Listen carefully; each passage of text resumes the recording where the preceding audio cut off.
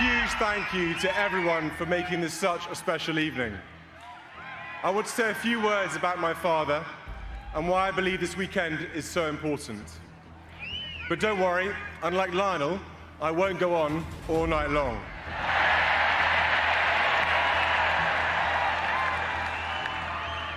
As my grandmother said when she was crowned, coronations are a declaration of our hopes for the future. Prince William looked toward Catherine for a brief moment, then stepped to the microphone and delivered the words royal watchers had been waiting to hear. The historic coronation ceremony finally had an official date. Across Britain, celebrations erupted almost instantly. But for many watching, the announcement itself wasn't the biggest surprise. The real question was why this moment had arrived now. For months, speculation had surrounded the future of the monarchy. With every public appearance, every carefully chosen statement, and every palace schedule fueling fresh debate. Then, in just a few minutes, William and Catherine appeared together and changed the conversation completely. What the public witnessed was a polished announcement. What they didn't see was the extraordinary preparation, the difficult decisions, and the enormous responsibility that had led to that moment. Because once the date became official, there was no turning back. The next chapter of the monarchy had begun. The cameras were already rolling before anyone realized history was about to change. Standing shoulder to shoulder beneath the bright lights, Prince William looked toward Catherine for the briefest moment, then turned back to the waiting reporters. His expression remained composed, yet the pause before he spoke carried more weight than the words that followed. For all that celebrations are magnificent, at the heart of the pageantry is a simple message: service. My father's first words on entering Westminster Abbey yesterday were a pledge of service. It was a pledge to continue to serve. When he confirmed the official date for the historic coronation ceremony, the room fell into complete silence. Pens stopped moving. Camera shutters slowed. Even veteran royal correspondents exchanged uncertain glances, sensing that this announcement represented far more than another entry on the royal calendar. Across Britain, televisions remained fixed on the broadcast long after the statement ended.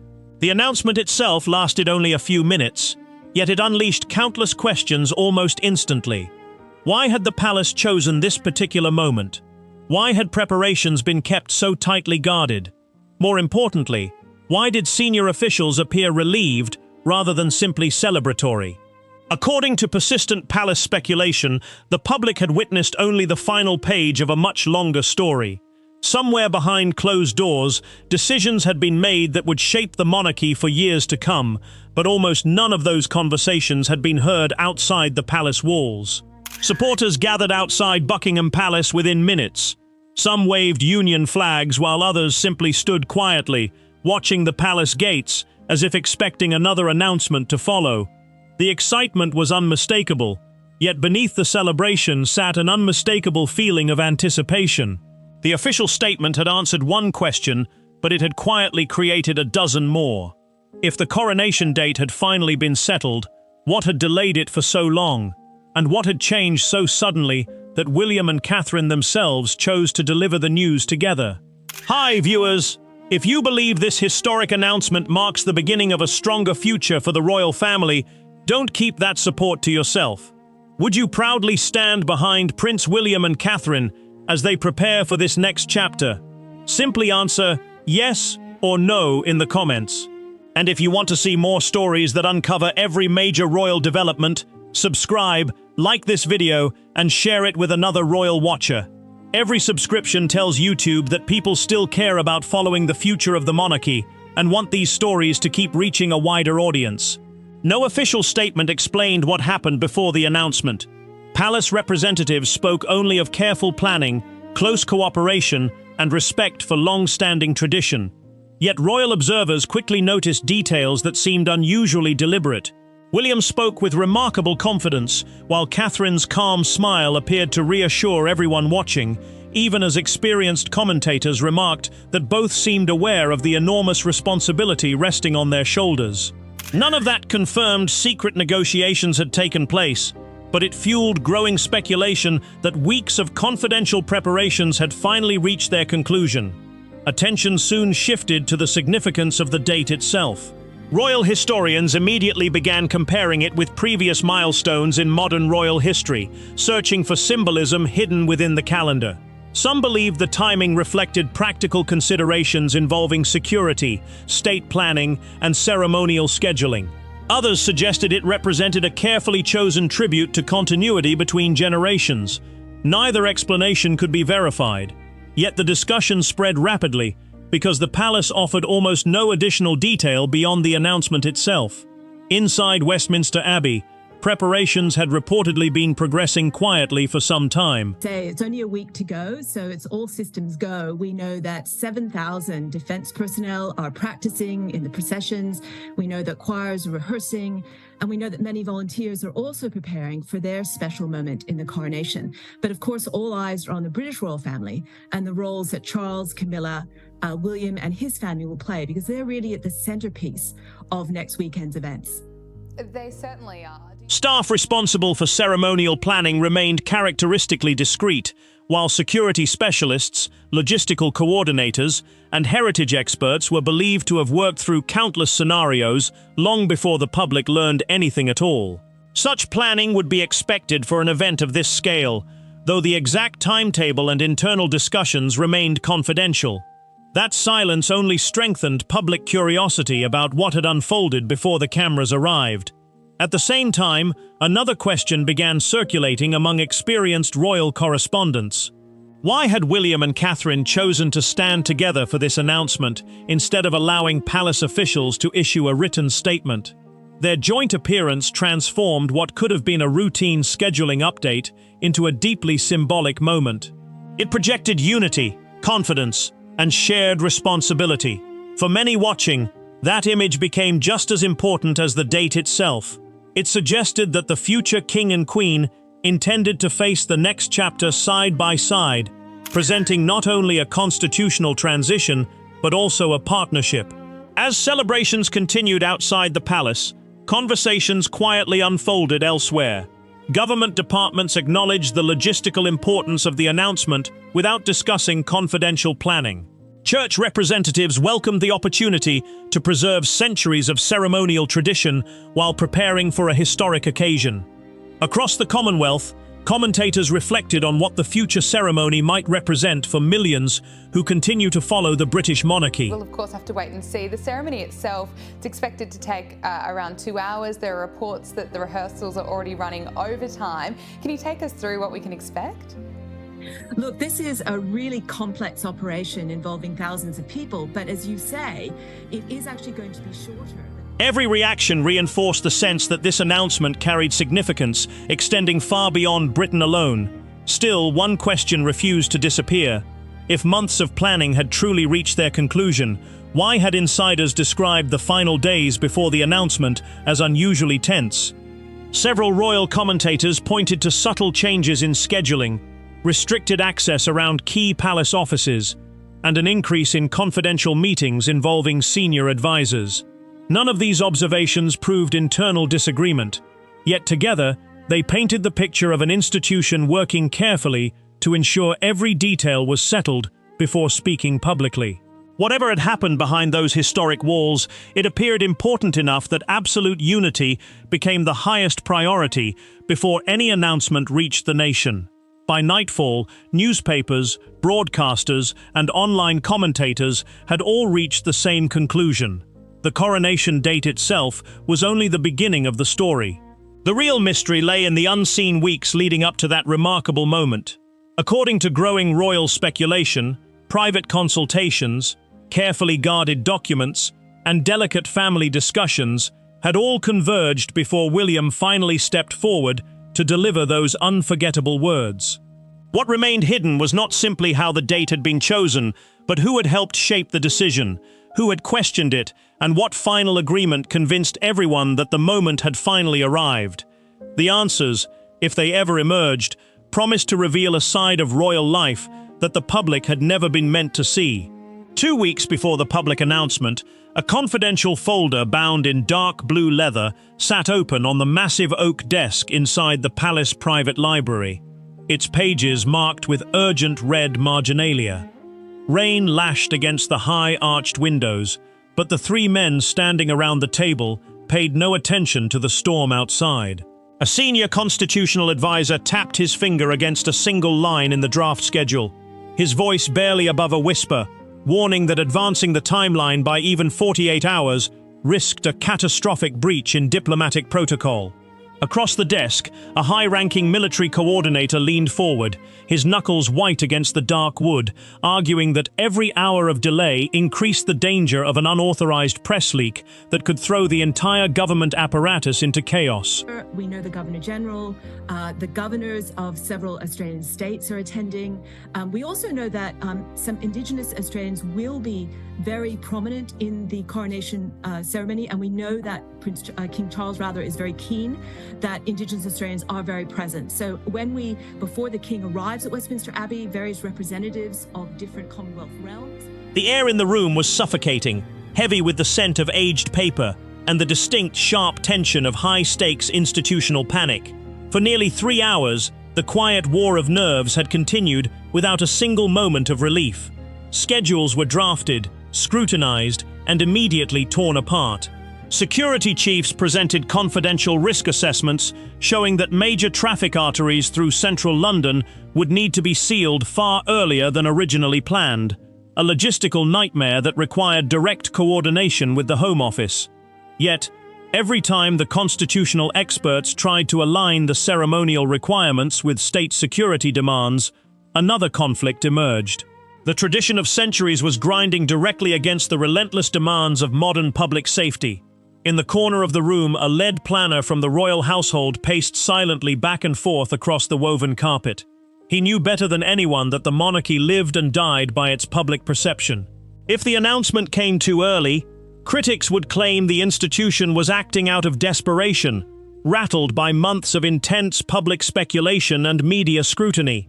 If they delayed, rumors regarding the internal stability of the royal family would only grow bolder, threatening to undermine public confidence before a single trumpet could sound.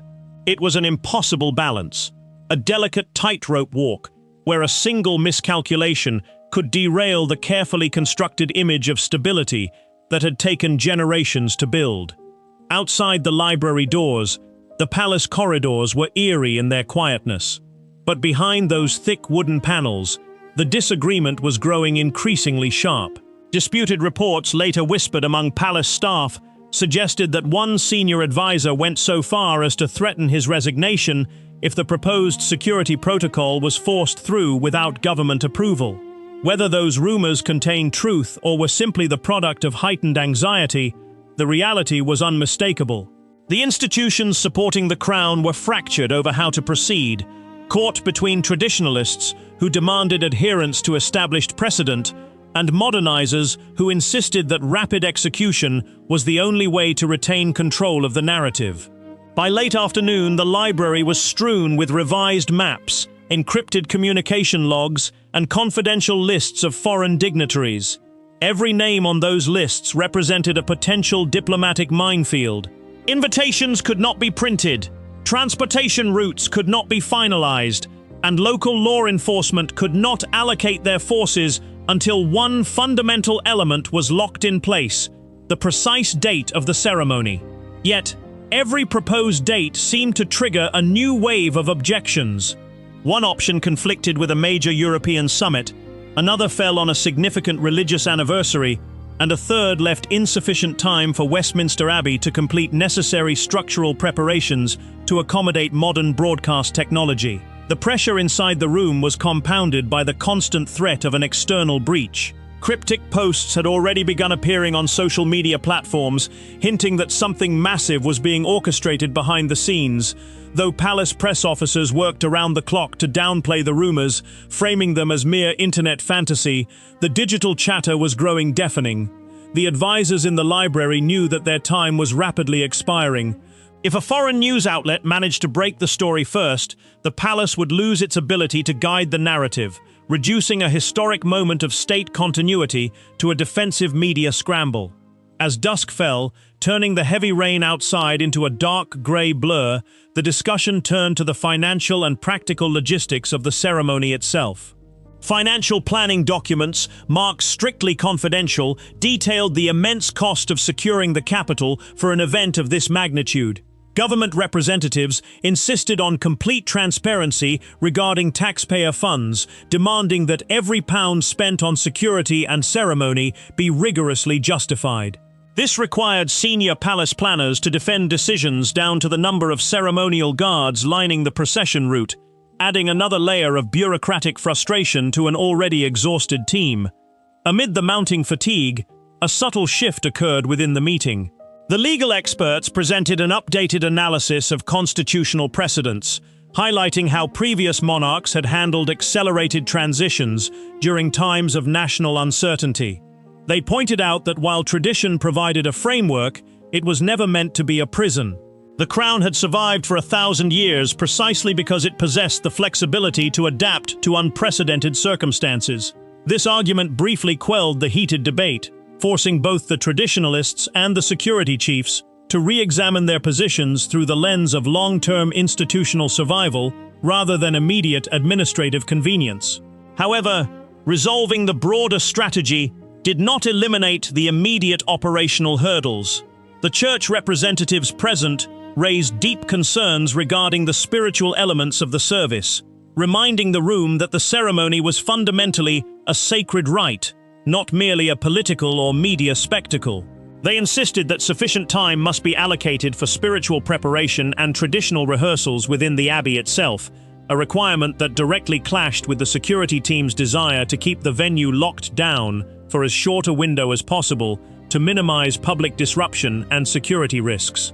By 8 o'clock in the evening, after hours of relentless debate, a fragile consensus seemed to be taking shape. The logistical teams mapped out a compromised timeline that satisfied the primary demands of both the Home Office and the church authorities. Draft statements were drawn up, security perimeters were tentatively approved, and a unified strategy for notifying Commonwealth leaders was established. The room, which had been thick with confrontation for hours, finally experienced a moment of quiet relief. The advisors began gathering their documents, believing the hardest work was behind them and that the path to a public announcement was finally clear. Then, just as the lead planner reached for his briefcase to pack away the master schedule, a junior aide entered the library without knocking.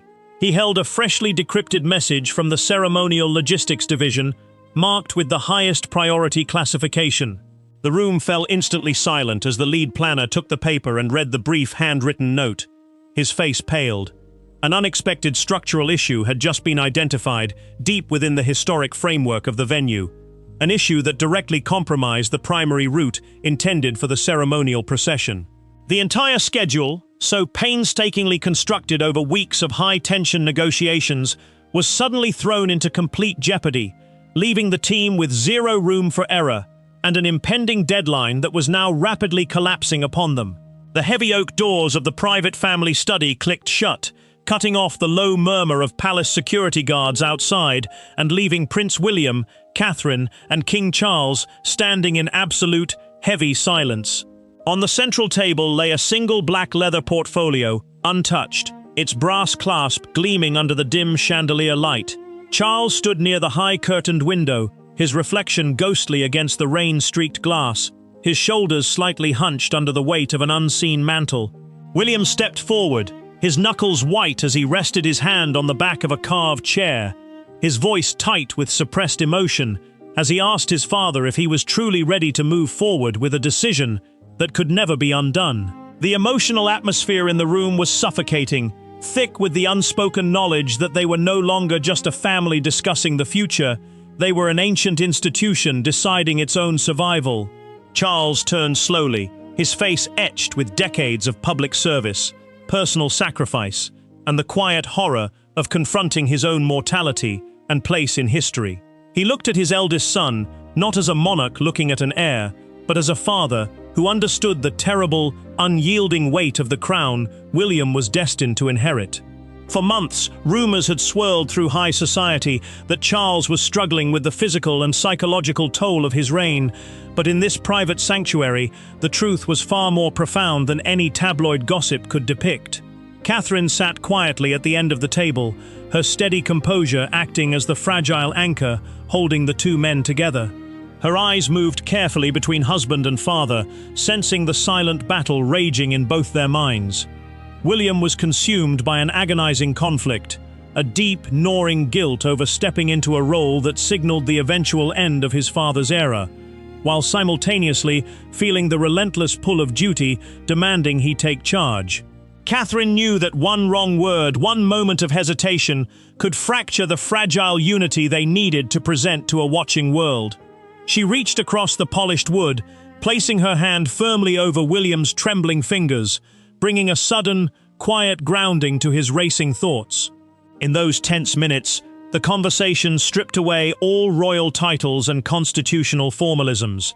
Charles spoke openly about his fears, acknowledging the painful reality that his own legacy would be defined not by decades of preparation, but by how smoothly he executed this transition for the next generation. He looked at William and admitted that every choice made in the coming weeks would ripple across decades, shaping not only their lives, but the lives of young George, Charlotte, and Louis. The realization hit William like a physical blow.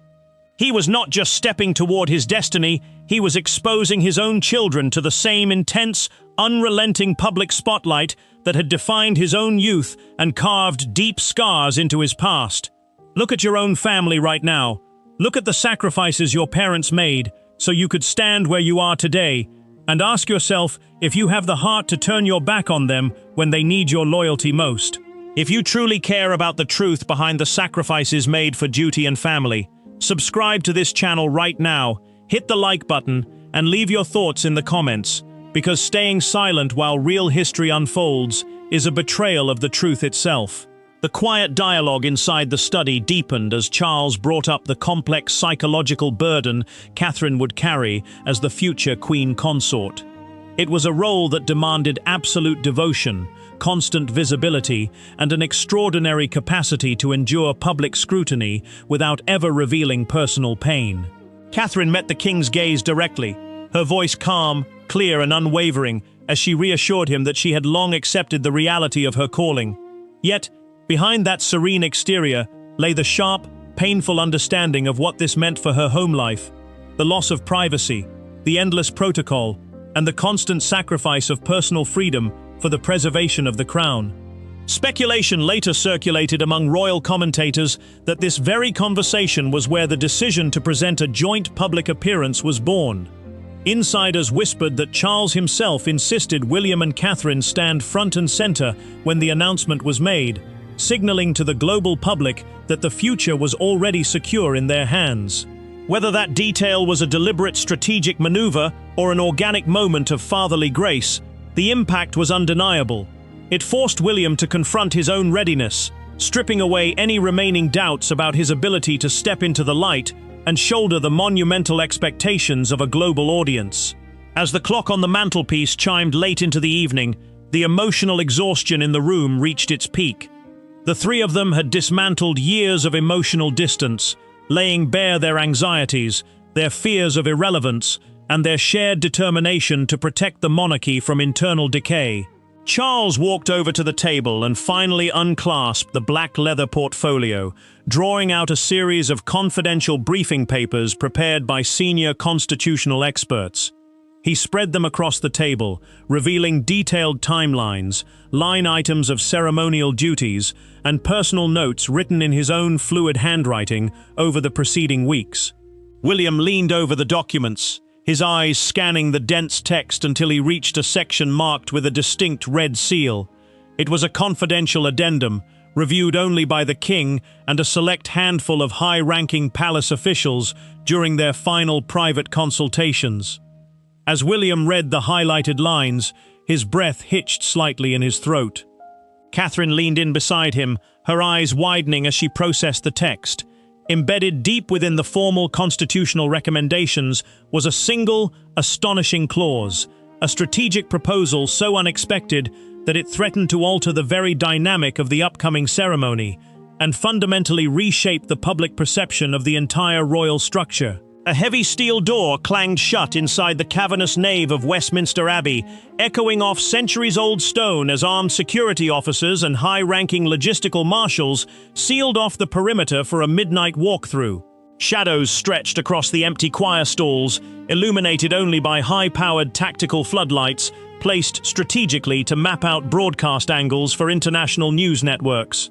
In the center of the nave, direct physical measurements were being taken down to the exact millimeter, ensuring that every mark on the floor matched the revised master schedule. There was zero margin for error. A single misplaced step during the live broadcast could turn an ancient sacred ceremony into a public relations catastrophe.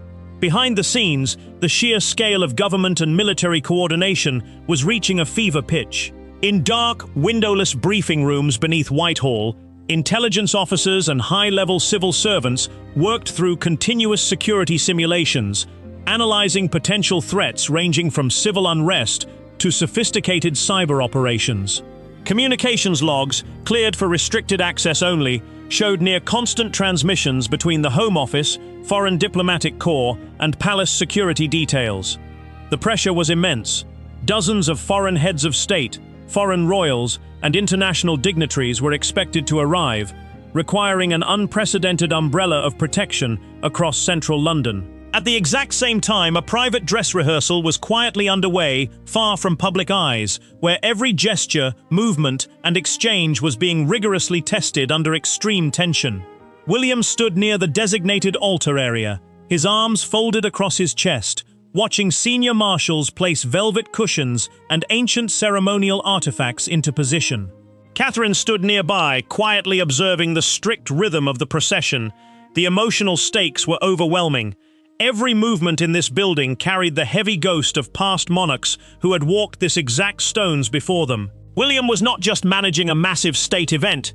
He was stepping into a lineage of duty that demanded absolute personal surrender. Outside the Abbey, cold night air swept across empty streets, where temporary barricades were already being unloaded from unmarked transport trucks. The city was quietly being transformed into a fortress. Specialized units inspected underground utility vaults and checked rooftop security perimeters, while logistical coordinators finalized transportation vectors to move royal convoy routes seamlessly through the capital. Yet inside the operational centers, anxiety remained high. The administrative machinery of the state was stretched to its absolute limit, balancing public access with ironclad safety protocols. Think about your own family and the silent burden of responsibility you carry every day when people depend on your strength. When duty calls, do you stand firm for those who count on you, or do you step back when the pressure becomes unbearable? If you believe in honoring sacrifice and seeking the real truth behind history, subscribe to this channel right now, like this video, and share your thoughts in the comments, because ignoring the reality of duty is a betrayal of everything your family stands for. Meanwhile, inside palace administrative offices, seating arrangements and diplomatic invitations were causing severe administrative friction. Senior protocol officers argued late into the night over seating charts, where minor placement decisions carried massive diplomatic weight. Unconfirmed reports circulated among royal observers that several foreign delegations had raised quiet objections regarding their proximity to the central aisle, forcing planners to repeatedly adjust the master layout. Every minor change required fresh security vetting, adding even more friction to an already exhausted planning staff struggling against an immovable clock. The tension reached deep into the private living quarters as well. While the public saw only flawless royal poise, those close to the household understood the psychological weight resting on William and Catherine. They were tasked with balancing the massive expectations of a modern nation while protecting their young children from the sudden surge of media obsession surrounding the upcoming events. Every decision made in these late hours was double-checked to shield George, Charlotte, and Louis from unnecessary exposure, even as the global appetite for news regarding the family reached historic heights. As dawn approached, lighting up the Gothic arches of the Abbey with faint grey light, the technical teams began testing high-definition camera cranes and long-range sound equipment. Audio engineers tested acoustic levels across the vast stone chamber, to ensure that every spoken vow would transmit with total clarity to hundreds of millions of viewers worldwide. The physical environment was ready, the security grid was locked, and the diplomatic framework was tentatively set, yet a deep sense of lingering suspense remained among senior coordinators. Just 3 hours before the official press notification was scheduled to be sent to major international media outlets, an emergency briefing was called in the Central Planning Office. A red leather-bound folder, stamped with confidential security seals, was delivered directly by a senior courier and placed onto the table before the Executive Planning Committee. Inside lay a newly drafted ceremonial protocol bearing fresh signatures from top legal advisors and church leaders. The document contained an unexpected, sealed directive regarding the exact role and positioning of senior royal figures during the central blessing, a last-minute modification so significant that it forced officials to pause the final press release, holding their breath as they waited for ultimate sign-off. Flashbulbs erupted in a blinding, synchronized frenzy. The exact millisecond Prince William and Catherine stepped into the palace briefing room, their calm expressions completely masking the chaotic weeks of secret negotiations that had preceded this precise second. Microphones thrust forward like a wall of steel, and the ambient hum of international media networks broadcasting live to millions created a high-frequency static in the air. William took his place at the podium, adjusted the microphone with steady hands, and delivered the historic coronation date in a voice that sounded remarkably unshakable. Beside him, Catherine smiled with quiet grace, projecting a picture of absolute stability that instantly silenced the room and sent shockwaves across the globe. Within seconds, the official statement was beamed to newsrooms on every continent. Crowds outside Buckingham Palace burst into cheers, waving flags and celebrating what appeared to be the seamless arrival of a bright new era for the British monarchy. Government ministers issued immediate statements of praise, welcoming the certainty and continuity the announcement provided after months of intense public speculation. On television screens worldwide, veteran commentators analyzed the date, praising the flawless coordination between the royal household, the church, and state security teams. To the outside world, the ceremony was locked in, the transition was unified, and the institution had proven once again its absolute mastery over crisis management. Yet, behind that carefully orchestrated wall of celebration, a vastly different reality was unfolding in the private offices of senior palace planners. The public had been given a date, but they had not been given the full truth of what that date represented. Unconfirmed reports from royal insiders soon whispered that while the announcement satisfied the public demand for answers, it simultaneously triggered a quiet clock ticking within the palace walls. The months of confidential family meetings, constitutional debates, and logistical restructuring were not over. They had simply entered an entirely new, far more dangerous phase, where every private move would now be executed under the glare of global scrutiny. For William and Catherine, stepping off that stage meant returning immediately to the massive emotional and operational burdens that remained unsolved. The joint public appearance had successfully convinced the world of their unity, but it had not erased the immense personal sacrifices required behind the scenes. William was now publicly committed to a timeline that signaled the inevitable reshuffling of power within his own family, carrying the profound weight of knowing his life was permanently shifting into the unforgiving light of supreme duty. Catherine stood by his side, fully aware that the quiet domestic peace she had fought to protect for her children was now irrevocably tied to the demands of an ancient, unyielding institution. The emotional tax of this public charade was heavy, lingering over the couple long after the flashbulbs had dimmed and the official press corps had cleared the private wings of the palace. As they walked down the long, red-carpeted gallery toward their personal quarters, the silence between them was heavy, filled with the exhausting reality of what they had just set in motion.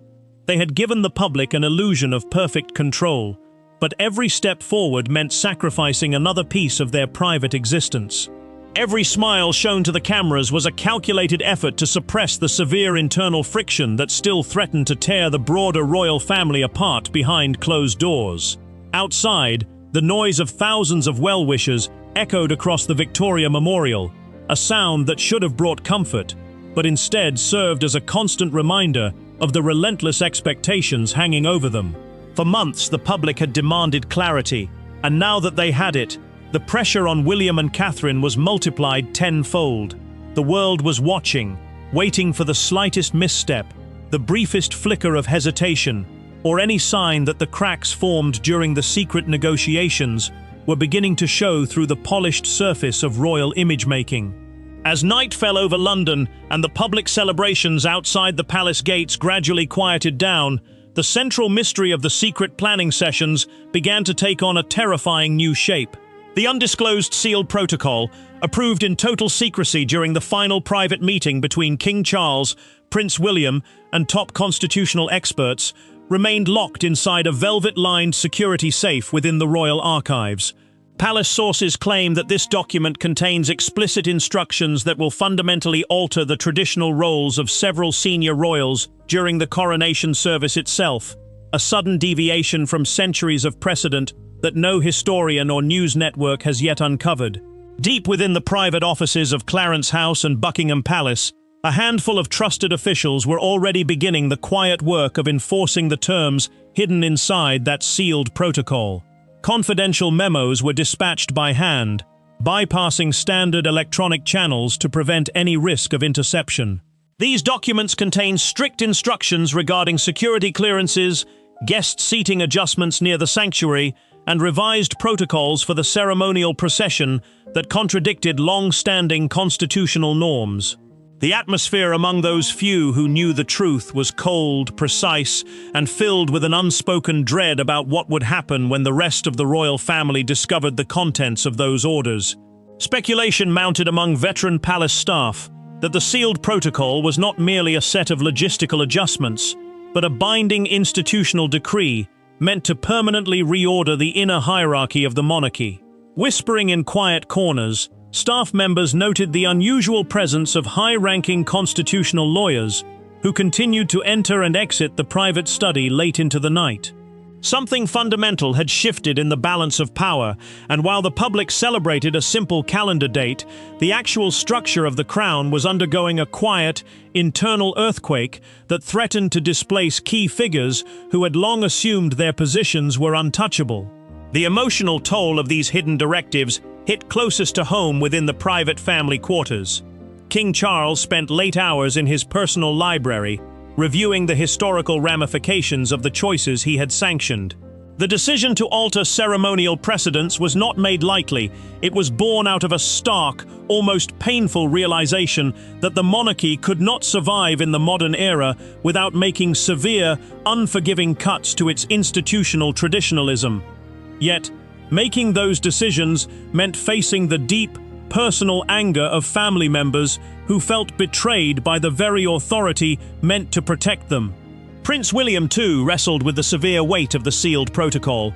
As the heir who would ultimately bear the long-term consequences of these actions, he had to balance his loyalty to his father with his absolute responsibility to secure the future of his own reign. Every clause in that document carried his silent approval, a burden that weighed heavily on his conscience during late-night strategy sessions with Catherine. They both knew that when the sealed protocol was finally enacted, it would shatter relationships that had taken decades to build, drawing a hard line through the family that could never be erased. For Catherine, the situation demanded an extraordinary level of emotional control. She was not only supporting her husband through one of the most volatile periods in modern royal history, but she was also acting as the quiet shield, protecting their children from the fallout of these high-stakes institutional decisions. She understood that every shift in protocol, every public appearance, and every changed tradition would inevitably shape how George, Charlotte, and Louis viewed their own destinies.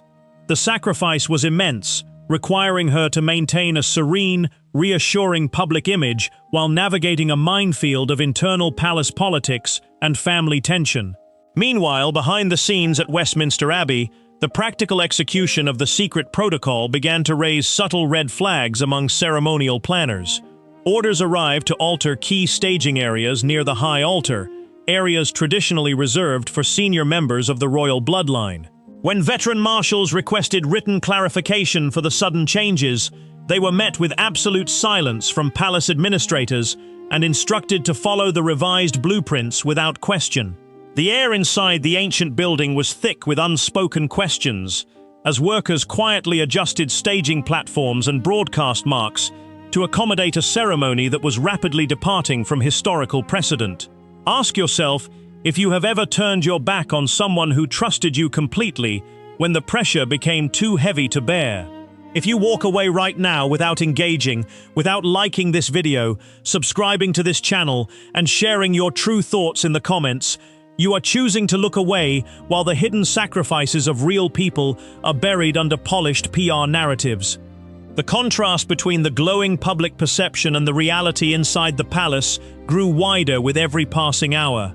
Television news anchors continued to broadcast glowing reports on the economic boost the coronation would bring, the international dignitaries planning to attend, and the seamless transition of power being demonstrated by the royal family.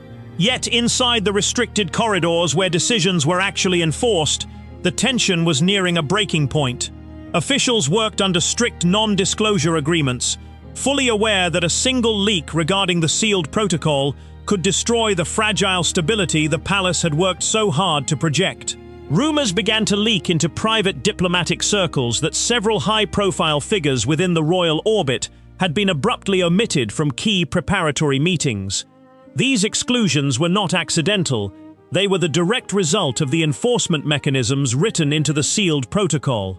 As senior advisors worked to streamline the ceremonial footprint, individuals who had once played central roles in state occasions found themselves pushed to the outer margins of the planning process, creating an atmosphere of intense paranoia and resentment among those who realized their influence was rapidly evaporating.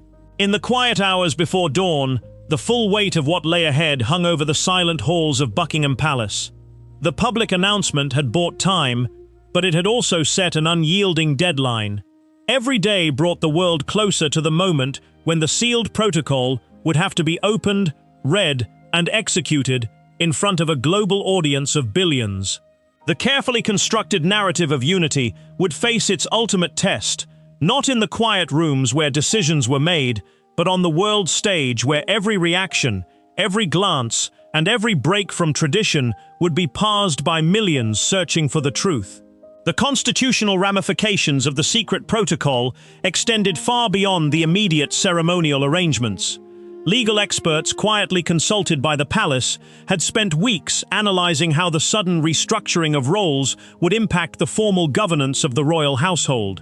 The changes were designed to centralize authority, stripping away redundant ceremonial positions that had existed for centuries and concentrating power within a streamlined core of active royals.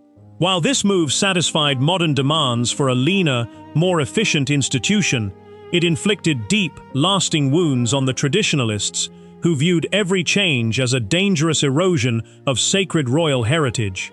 The tension within the royal household reached a quiet crescendo as preparations for the official broadcasting arrangements began in earnest.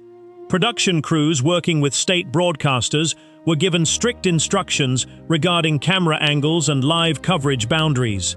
Instructions that differed significantly from coverage plans used in previous royal events. Certain areas of the sanctuary were to be kept off camera during specific moments of the service, a directive that sparked intense curiosity among veteran television producers who understood that something unprecedented was being deliberately kept out of public view. Through all of this, Prince William remained focused on the long-term vision for the crown. He recognized that the survival of the monarchy depended on its willingness to evolve, even when that evolution required painful internal sacrifices. His conversations with King Charles in those final quiet moments before the public announcement had solidified their shared resolve. They were prepared to endure the immediate backlash and family friction caused by the sealed protocol because they believed, with absolute conviction, that it was the only way to preserve the monarchy for the next generation. Catherine's role in this critical juncture was both strategic and deeply personal. She bridged the gap between the rigid demands of state planning and the human reality of a family undergoing a massive transformation. In private meetings with senior advisors, her calm, measured input often diffused rising tensions, helping to keep the focus on the broader goal of stability and continuity. Her unwavering commitment to the institution provided a steadying force during moments when the intense pressure threatened to derail the delicate consensus achieved during the secret planning sessions. As the countdown to the historic ceremony continued, the atmosphere within the palace remained focused, vigilant, and charged with suspense. The date had been declared, the public had celebrated, and the world had moved on to anticipating the grandeur of the occasion. But inside the quiet rooms where history is truly written, the true narrative was still being carefully guarded. The sealed protocol rested in its safe, a ticking time bomb of institutional change, waiting for its moment to be revealed to an unsuspecting world. The official calendar has been set, but the true battle for the future of the crown has only just begun behind those closed doors. The public believes they know what will happen on the day of the ceremony, yet they are completely blind to the hidden directive waiting to be unsealed.